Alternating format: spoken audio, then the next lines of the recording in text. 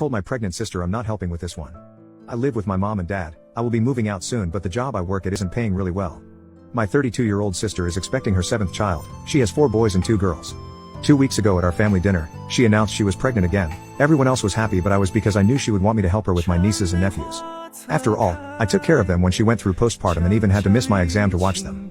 I'll give a backstory. It was a family tradition in my family for all of the family members to come over to my mom and dad's place to enjoy each other's company. My family and I wouldn't see my sister much, but this time she came, we all were surprised. I was quite happy to see my niece and nephews because they are fun to hang around with. Oh, I did forget to mention she is married to her husband who's 34. Didn't really like him because he was too childish and didn't do anything unlike me, and those are his kids. I would tell my sister he wasn't good for her, but she told me to mind my business, so I left it alone. All my family members were packed in the house talking to each other and the ones they didn't see for years.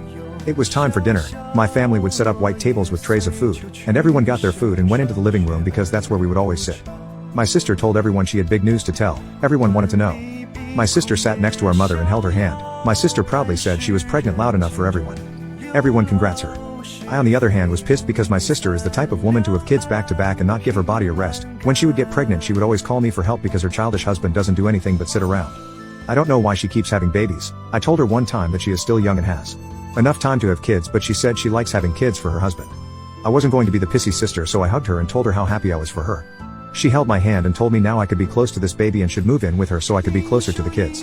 I know this doesn't sound believable, and trust me, when she said it I couldn't believe it. I felt like a babysitter, so I told her I'm not moving in to be a free babysitter. Stop having kids then asking me to watch them. My mother heard what I said and said I shouldn't be so rude.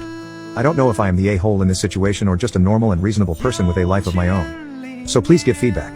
Am I the a-hole?